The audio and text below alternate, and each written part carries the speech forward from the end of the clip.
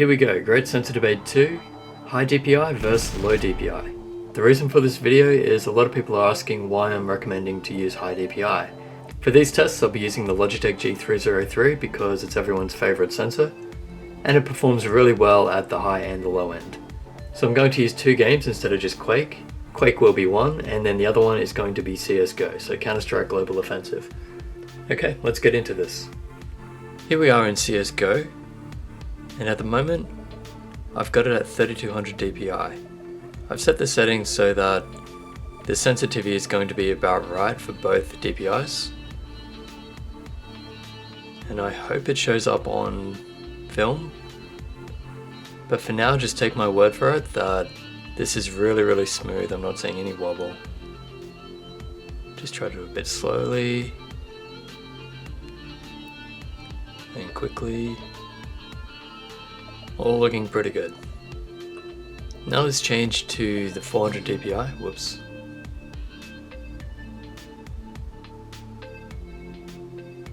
And you see there's like a little bit of jitter in there already.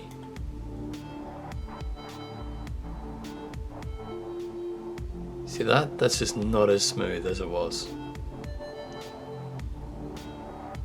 And that's what I'm talking about. 400 DPI from my testing doesn't seem as smooth, and when it comes to latency, I can't really tell the difference between 400 and 3200 DPI, which is what has led me to believe that we should probably be using over 2000 DPI. It was pointed out in another video to me where I was talking about how DPI is actually a marketing gimmick, and someone said, no it's not, go test it out in game, because I was just testing it in Windows and I thought, yeah, it looks fine. But as soon as you get in game, you can actually see a difference. So let's go back to the smooth sensitivity, or DPI, and that looks so much better to me. So even in Counter-Strike, I can see the difference, but I think you guys need to do the testing yourself and maybe just see what I'm talking about.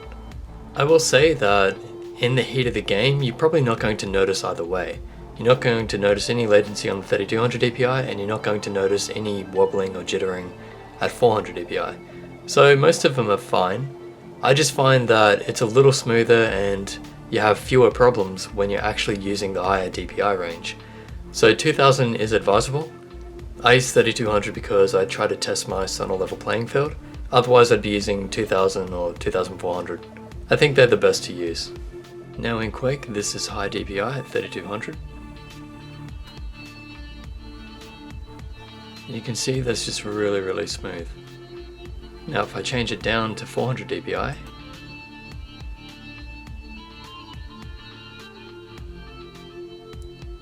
it just gets a bit jerky, jittery, and a bit wobbly. Let me see if I can further illustrate what I'm talking about, and I hope it comes up on camera. So when I'm doing this at the low DPI, it just seems jerky, like I can see it sort of almost flickering, I guess you could say. And it just seems a bit wobbly. It's hard to describe what the wobble actually is, it might not even be the right word, but it's almost like everything just seems to move in a weird way. And it's only when I go to the high DPI that disappears.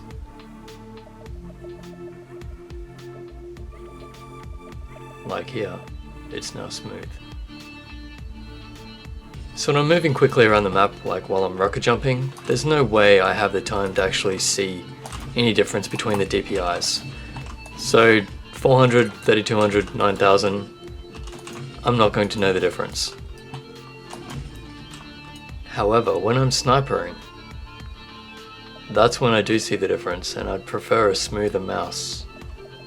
I mean, if you're just standing still and trying to get aim right, then you don't want it to actually have that wobble that you now see here.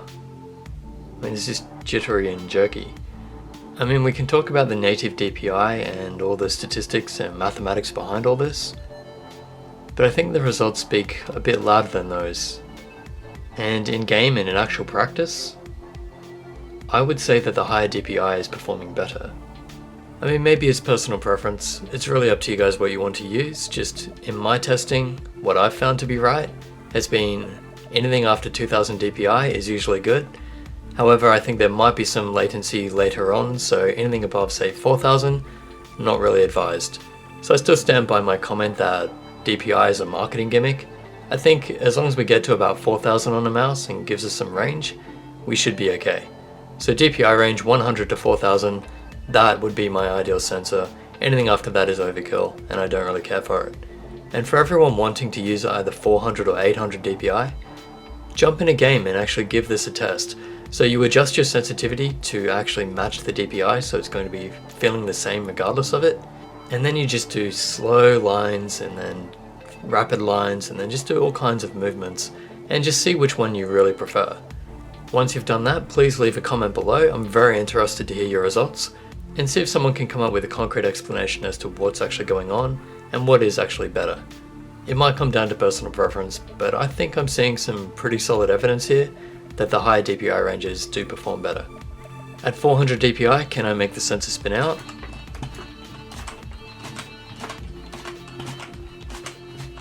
And the answer is clearly no. Let's go up to 3200 DPI.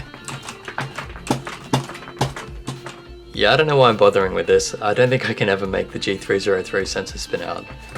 I mean, how fast do you have to throw it to actually make it spin out? Yeah, no, sensor's great, even at 400 DPI. So I hope this helps. Stay tuned for the next installment of the Grade Sensor Debate. Please subscribe because it helps grow the channel, and like the video because that'll help it come up in search results. This is just how YouTube works. And share, of course, because that means it'll reach more people. And just want to say thank you to everyone coming to the channel these days. Really enjoying all the conversations. I hope we can find the best mouse for everyone. And if you haven't seen the other Grade Sensor Debate, I'll leave a link on screen now, and that'll take you to the first one where I test 5 different mice. So thanks again to everyone. I'll catch you in the next video.